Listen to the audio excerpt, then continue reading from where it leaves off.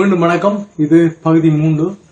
அதாவது ஒரு பாடல் உருவாக்குற நேரத்துல நான் ஏற்கனவே சொல்லியிருக்கக்கூடிய பல விடயங்கள், அதாவது ஓவராலா இந்த ரெக்கார்டிங் பண்றது இன்ஸ்ட்ருமெண்ட் வருது, எப்படி ரெக்கார்ட் பண்ணணும், ஸோ அதுக்குரிய தாளம் உருவாக்கப்பட்டது, பேஸ் ரிதம் எல்லாம் உருவாக்கப்பட்டது. ஸோ இருந்தாலும் எல்லாருக்கும் இருக்கக்கூடிய விஷயம் என்னன்னா, இன்டர்லூட்டா பாடலுக்கு முன்னுக்கு வரக்கூடிய இசை அது பல விதமா வரும். ஃப்ளூட் வரும், வயலின் வரும், நாதஸ்வரம் வரும், ஸோ பெல்ஸ், எவ்வளவு விதமான டோன்ஸ் வரும். ஸோ நம்ம கிட்டார் வரும், எதையுமே செக்ஸபோனா எல்லாமே வரும். பட் அந்த பாடலுக்கு ஏற்ற மாதிரி நம்ம சில விஷயங்களை மாற்ற வேண்டிய தேவை இருக்கும். ஸோ இருந்தாலும் ஒரு பாடலை உருவாக்கும் போது அந்த பாடலின் ஸ்டைல்ன்றதை பேஸ் பண்ணி போற நேரம் அதுக்குரிய வரிகளும் சரி, அதுக்குரிய அந்த பேஸும் சரி, கோட்ஸும் சரி சரியா மேட்சா காட்டி அந்த பாட்டை ஏற்றுக்கொள்ள மாட்டாங்க. ஸோ இருந்தாலும் இப்ப இன்றைய பாட் மெயினா இன்றைய ஒரு முக்கியமான பாயிண்ட் நான் சொல்ல போற விஷயம் இன்டர்லூட், அதாவது முன்னுக்கு வரக்கூடிய இசையை நம்ம அப்படி தயார்படுத்துறது. உங்களுக்கு தெரியும், ஏற்கனவே நீங்க பாடலை உருவாக்கி விட்டோம், பல்லவி என்ற ஒரு விஷயம் உருவாக்கியாச்சு. ஆனா இன்டர்லூட நம்ம இப்பதான் உருவாக்குறோம். சோ அங்க என்ன பிரச்சனை வருது, அதை எப்படி உருவாக்கணும், அது உருவாக்குறது சரியா பிள்ளையா, இதை கடைசியாக எல்லா வேலையும் மிக்சிங் மாஸ்டரிங் முடிச்சு எல்லாம் முடிச்ச ஒரு அந்த பாட்டு நீங்க கேட்கறதுக்கு மிக அருமையா இருக்கும். அது வரைக்கும் ஒரு ரெக்கார்டிங், அதாவது ப்ரோக்ராமிங் லெவல் இருக்கக்குள்ள அந்த பாட்டு நமக்கு கேட்கக்கூடிய மாதிரி இருக்கும். ரசிக்கலாம், அந்த டியூன் எல்லாத்தையும் ரசிக்கலாம். ஆனா சரியான ப்ராப்பரான அவுட்புட்டை உங்களுக்கு இப்ப கொண்டு வர முடியாது, ஏன்னா ஃபைனல் ஆச்சுக்கிற வேலையை முன்னுக்கு செய்ய முடியாது. சோ ஆகவே இந்த பாட்டுல நான் எப்படி இன்டர்லூட கிரியேட் பண்ணிருக்கிறேன், சில அரேஞ்ச்மெண்ட் பண்ணி, சில பீட்ஸ்ல சில பார்ட்ஸ் சேர்த்து இருக்கிறேன், சில குறைச்சிருக்கிறேன். சோ அது ஒரு ஸ்டைல பேஸ் பண்ணி போகக்குள்ள கொஞ்சம் நல்லா இருக்கும். ஒரே சாப்பாடை ஒரே சாப்பிடாம கொஞ்சம் டிஃபரெண்ட் சாப்பிடுற நேரம் ஒரு வித்தியாசம் ஒன்று கிடைக்கும். அது மாதிரி தான் அந்த பேட்டர்ன் மியூசிக்லையும் சேஞ்ச் பண்ணி போன அழகா இருக்கும். சோ அதெல்லாம் ஒரு பக்கம் இருந்தாலும் இன்றைக்கு முன்னுக்கு வரக்கூடிய இன்டர்லூட் இசையை, அதாவது பல்லவிக்கு முன்னுக்கு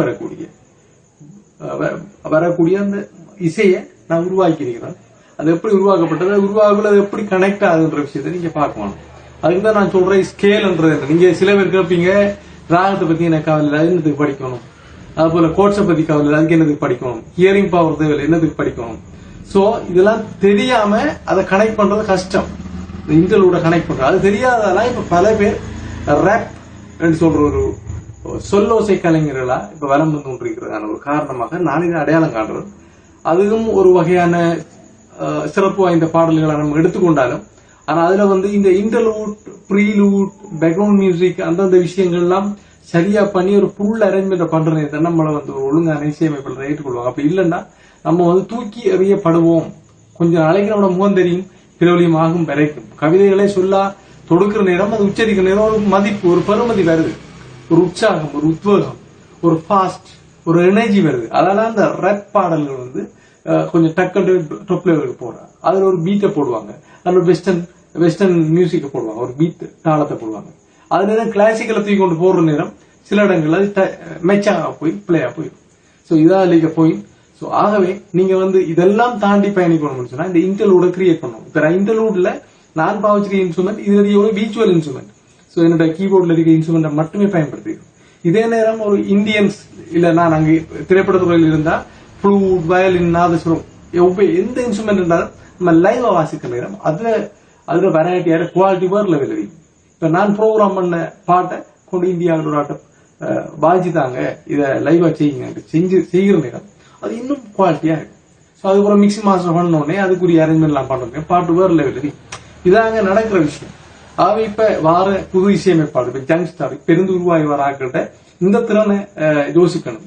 இந்த விஷயத்தை யோசிக்காம சும்மா நம்ம டக்கண்டு ரப் பண்றதுக்குள்ளேயே போயிடுவோம் யோசிச்சா அங்க இசை நுணுக்கங்கள், இசை பின்னணி, ராகம், ஸ்கேல், போர்ட்ஸ், அந்த உள்ளுகடியக்கூடிய கமகம், பல விஷயங்கள் பல சார்ந்து அதெல்லாம் குறைகிற தன்மையோட பார்க்க முடியுது. அதனாலதான் எதிர்காலத்துல இந்த ரப் பாடல்கள் அதிகமா ஏற்கனவே சரி இப்பயும் சரி கொண்டிருக்கிற காரணமா இருக்கும் நான் நம்புறேன். சோ இருந்தாலும் இப்ப நம்ம நேரடியா நம்மளோட வீடியோக்குள்ள போவாங்க. உங்களுக்கு இந்த வீடியோவை சரியான ஸ்கிரீன் ரெக்கார்டிங்ல ஹை குவாலிட்டியா காட்ட போறோம். அதுக்கிடையில இந்த இன்டர்வியூ எப்படி வாசிக்கப்பட்ட எக்ஸ்பிளனேஷனுக்கு வாங்க. அதுக்கு பிறகு நான் உங்களுக்கு லைவா நல்ல குவாலிட்டியான ஆடியோவை இந்த வீடியோல நான் தரேன், இதனை அடுத்து தருவேன். அது வரைக்கும் பெஸ்டா இந்த பாட்டுற ஆரம்பத்தை கொஞ்சம் கேட்போம், ஞாபகப்படுத்திக் கொள்வோம். அதுக்கு தான் இன்டர்வியூ வாசிக்க போறோம், கேட்டு பாருங்க.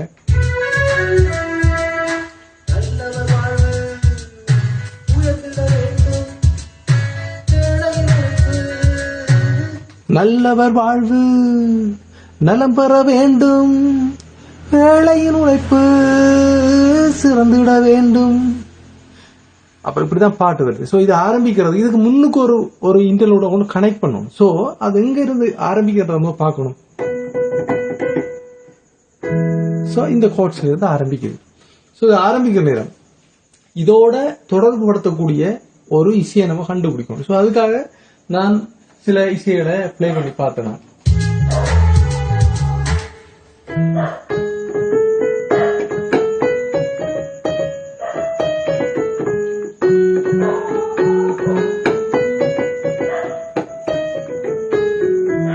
இது நிச்சயமா அந்த ஸ்கேலுக்குள்ளதான் வருது. அப்ப ஸ்கேலை யூஸ் பண்ணித்தான் நம்ம இந்த நோட் எடுக்கணும். இதை அதோட கனெக்ட் பண்ணணும். அதுக்கு எந்தெந்த நோட் காமனா இருக்கோ அந்த நோட்டை யூஸ் பண்ணித்தான் நம்ம வந்து கனெக்ட் பண்ண முடியும். அந்த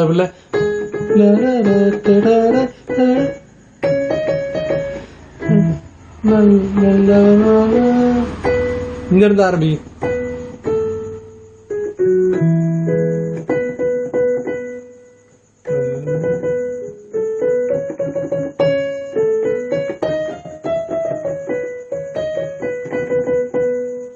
நல்லவர் வாழ நான் வர வேண்டும். இங்க ஆரம்பிக்கிற பாட்டை நம்ம இங்க ஆரம்பிக்கிற அடுத்த நோட்டை சரியோ அதே இடத்த ஆரம்பிக்கிறோம்.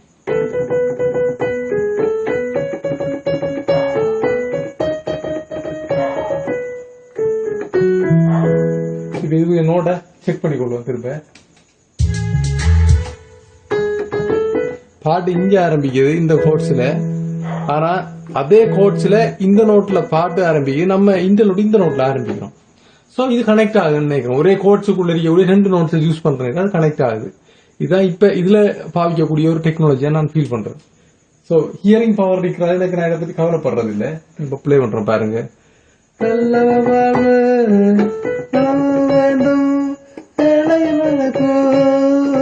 வந்துட வேண்டும். சோ அதுக்கு இந்த நோட்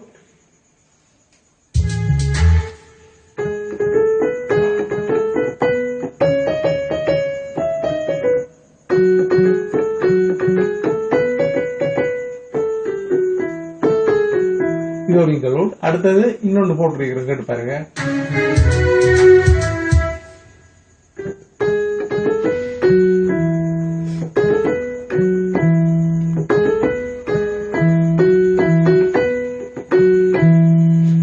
அந்த ஸ்கேலுக்குள்ளே 2 வந்துருக்கு. இப்ப நீங்க பார்த்து கொண்டிருக்கக்கூடிய இந்த விஷயம் தான் நம்ம ரெக்கார்ட் பண்ண. இதுல உங்களுக்கு தெரியும் ஏற்கனவே நம்ம இந்த பாட்டை மட்டுமே நம்ம இது பண்ணி வச்சிருந்தோம். அந்த பாட்டை நான் சவுண்டோட போடுறேன் கேளுங்க. ஒரு புது விஷயம் நான் வித்தியாசம் ஆட் பண்ணிருக்கிறேன் கேட்டு பாருங்க. இதை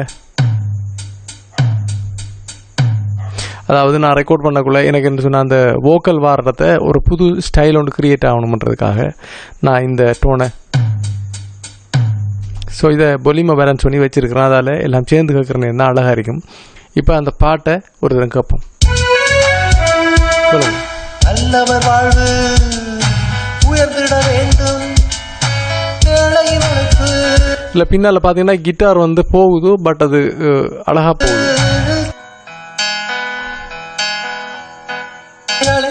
அப்போ பின்னால் போகுது. இப்போ இந்த விஷயத்தை பேஸ் பண்ணி நான் வந்து இதில் என்னென்ன டோன்ஸை பயன்படுத்தி வாய்ச்சிருக்கிறேன்னு பார்த்தீங்கன்னா முன்னுக்கு வர இன்டர்லூடு வந்து நான் முன்னுக்கு ஒரு பார்ன்னு சொல்லுவாங்க.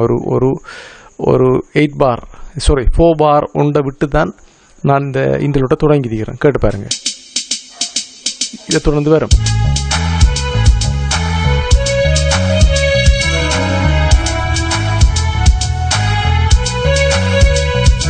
அதே விஷயம்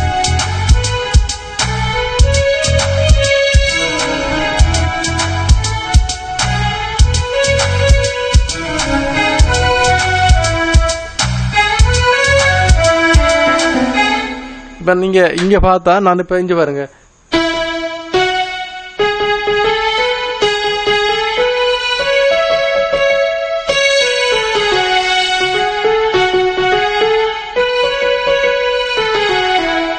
இப்படிதான் வாசிச்சிருக்கேன் நான். இப்போ கீபோர்டில் பேக் சைடில் வாசிக்கிறேன்.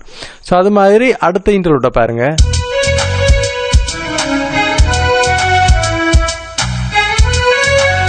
இதை வாசிப்போம்.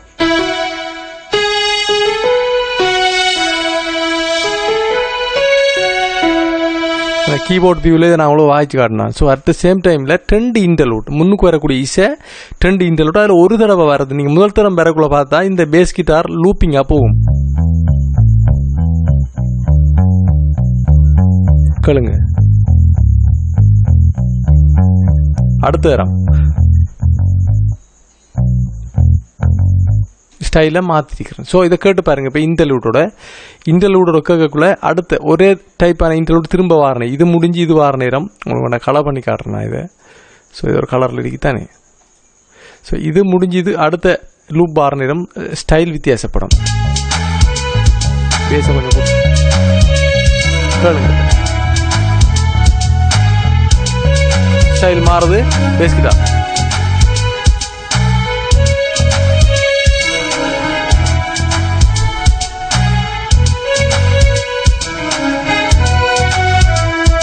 அடுத்த இன்டர்லூட் இந்த இருக்கு. இது வந்து அடுத்த இன்டர்லூட்.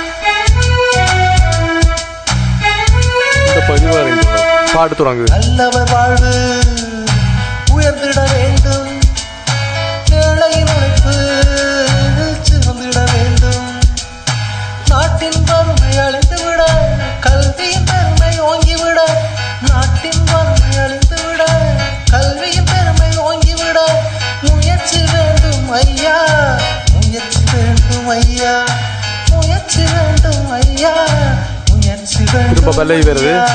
நல்லவர் வாழ்வு உயர்ந்திட வேண்டும், ஏழையின் உழைப்பு சிறந்திட வேண்டும், நல்லவர் வாழ்வு உயர்ந்திட வேண்டும், ஏழையின் உழைப்பு சிறந்திட வேண்டும்.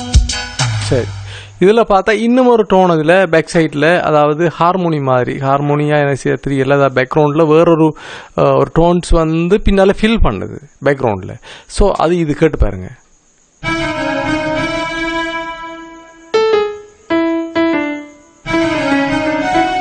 வாய்ச்சா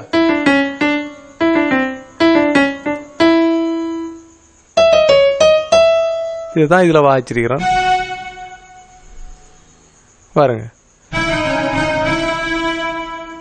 இதோட அழகுபடுத்தும். பட் நீங்கள் அதை சரியாக கவனிக்கிற நேரம் பின்னாலே இந்த டோன்ஸ் வந்து ரொம்பவே அழகுபடுத்தும். கேட்டு பாருங்க. வரப்போது திரும்ப வருது.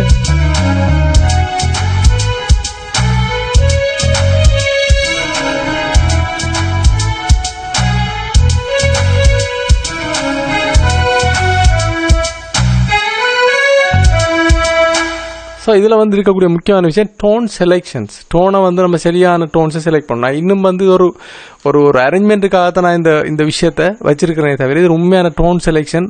நான் இன்னும் அதை கஸ்டமைஸ் பண்ணி எது குவாலிட்டியாக இருக்கு. எனக்கு ஒரு ஃப்ளூட் இருந்தால் ஃப்ளூட் போடலாம். ஸோ வயலினை பேஸ் பண்ணிக்க போடலாம். அந்த பாட்டு தன்மை நான் இந்த பாட்டை ஒரு ஒரு இந்த வெஸ்டர்ன் பீட்டை நான் பயன்படுத்துறது காரணம், அதாவது ஒரு கிக் ரேப் அப்படி அது மாதிரி பாவிச்சது காரணம் இப்போ இருக்க ஜென்ரேஷன் இப்படியான விஷயத்தை விரும்புகிறதால நான் அதை செஞ்சுருக்கிறேன். ஸோ இது ஒரு உங்களுக்கு புரியும். அதாவது ஒரு ஒரு பாட்டு ஆரம்பிக்க கூட முன்னுக்கு இருக்கிற இசை பின்னுக்கிறியோடைய பல்லவியோட கனெக்ட் பண்ணும்போது வர சவால்கள், அதாவது அங்கே என்ன சவால் வருதுன்னா உண்டு நேரடியாக அந்த பல்லவியும் சரணம் சேரக்குள்ள பல்லவியில் வரக்கூடிய ஸ்கேல் அதோட வரக்கூடிய கோட்ஸ் வந்து சரியாக மேட்சிங்கில் இருக்கும், தொடர்பில் இருக்கும். அது தொடர்பான ஆளோட ஒன்று நம்ம தொடர்புபடுத்தணும். ஒரு ரவுண்ட் மாதிரி அதை சர்க்கிள் மாதிரி வந்து முடிக்கணும்.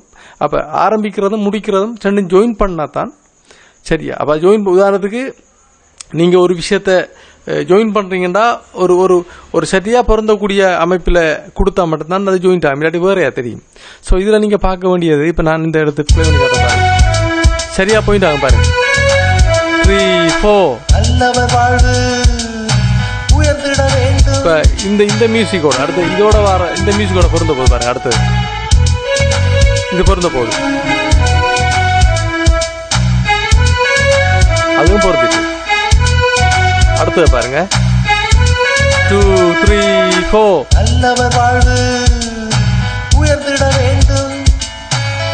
அதான் சொல்ற சுருதி தாளம் அப்படின்னு சொல்லி சிலர் வந்து இதை பார்த்துட்டு உண்மையிலே ஒரு இசை ஒரு ஸ்டூடியோ கட்டிட்டு அதுக்குள்ளே இருந்தால் இதை படிப்பிக்கணுன்ற அவசியம் இல்லை. ஸோ நமக்கு வோக்கல் ரெக்கார்டிங் மட்டும்தான் பெரிய பிரச்சனை. மற்ற முழுதையுமே வந்து நம்ம அவுட்லேயே செய்யலாம். ஒரு உதாரணத்துக்கு ஒரு ஸ்டூடியோ தான் இல்லையா, நைட் டைமில் நல்லா நல்லா ஏர்லி நைட் சரியா சொல்ற லேட் நைட்டில் நீங்கள் ரெக்கார்ட் பண்ணீங்கன்னா சவுண்டு எல்லாம் இருக்காது. பட் அதெல்லாம் டெக்னாலஜி, எல்லாத்துக்கும் காசு தான் வேணுமில்ல. சாதனை செய்கிறதுக்கு ஒரு சவுண்டு இருந்தால் ஓகே தானே. இப்போ ஏசி வேலைஞ்சா கூட சத்தம் கேட்கும். ஏசியை ஓ பண்ணி தான் ஒர்க் பண்ணுவாங்க. ஸோ அதை கூல் பண்ணி போட்டு ஏசி ஓ பண்ணி தான் எல்லா இடமும் ஒர்க் ஆகும். அதான் சொல்லுவாங்க ஸ்டூடியோக்கெல்லாம் போனால் சட்டியான கூலிங்காக இருக்குமெண்டு. ஆனால் கூலாக இருந்தால் நல்லா படிக்கல, தொண்டை பிரச்சனை தான் வர, பட் கூலாக தான் இருக்கும். ஸோ இதுதான் இந்த உண்மையான நிலைமை. ஸோ இந்த வீடியோவில் உங்களுக்கு ஒரு நல்ல அனுபவம் ஒன்று கிடச்சிருக்கும். இதில் பார்க்கக்கூடிய இன்டர்லூட்ஸ், அதோட சேர்ந்து வரக்கூடிய அடுத்த அரேஞ்ச்மெண்ட், அடுத்தது பாட்டோட சேருது. அதில் நான் சில டோன்ஸ் மாற்றிருக்கிறேன், சில ஸ்டைல்கள், பேஸ் கிட்டார் ஸ்டைல்கள் மாற்றிருக்கிறேன். இது கட்டாயமாக உங்களுக்கு புரிஞ்சிருக்குன்னு நம்புறேன். ஒரு இன்டர்லூட கிரியேட் பண்ணுறதுல இருக்கிற பிரச்சனை என்ன, சவால் என்ன, அது எப்படி செய்யப்பட்டதுன்றத இந்த வீடியோ உங்களுக்கு உணர்த்திருக்கும். இந்த வீடியோவில் இருந்து உங்கள் அனைவருக்கு என்னுடைய மனமார்ந்த நன்றி, வணக்கம், வாழ்த்துக்கள். தொடர்ந்து உங்களுடைய ஆதரவு இந்த வீடியோ நீண்டு கொண்டு செல்வது காரணமாயும் இந்த ஆதரவு குறையும் பட்சத்தில் வேற விதமான வீடியோக்களை போட வேண்டிய தேவை ஏற்படலாம் என்று நான் நினைக்கிறேன். உங்களுடைய ஆதரவை எதிர்பார்த்து காத்துக் கொண்டிருக்கிறேன். நன்றி, வணக்கம்.